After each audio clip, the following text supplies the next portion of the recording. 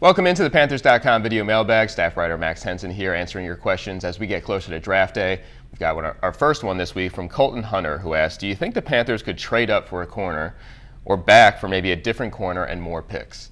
Well, I think the first thing to address here is the cornerback situation for Carolina, and everybody's kind of already assuming that the Panthers are going to go into this draft saying they need to get a corner to replace Josh Norman, who, of course, they rescinded the franchise tag for him recently. And that's just not how it works for the Panthers. That's not how Dave Gettleman operates. He's going to go into this draft looking for the best available players.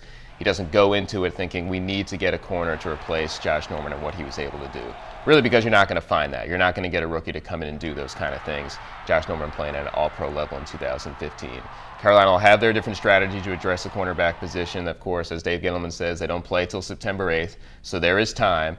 When it comes to the draft and trading scenarios, though, I think it's an interesting question because Dave Gettleman did talk about this as well.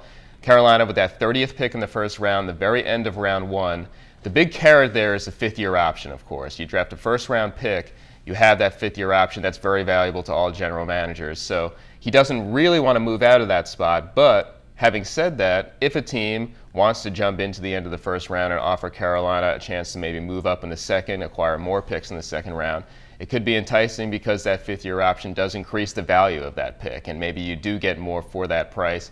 It'll be interesting to see on draft day. Dave Gettleman kind of left the door open to that possibility, and we'll see if the phone rings, if they like what they hear on the other side. We've got our next question from Brian Charles Barnes, who asks, are we pushing to have a defense more like in 2013, where the front seven is more the focus than the defensive backfield? I see what you're getting at here, and I think ultimately this just comes down to Dave Gettleman's philosophy. And we've heard it time and time again, big men allow you to compete. And that means for him, the defensive linemen being disruptive are what set you up as to have success as an entire defense. It makes the guys in the back end better when they're getting pressure up front.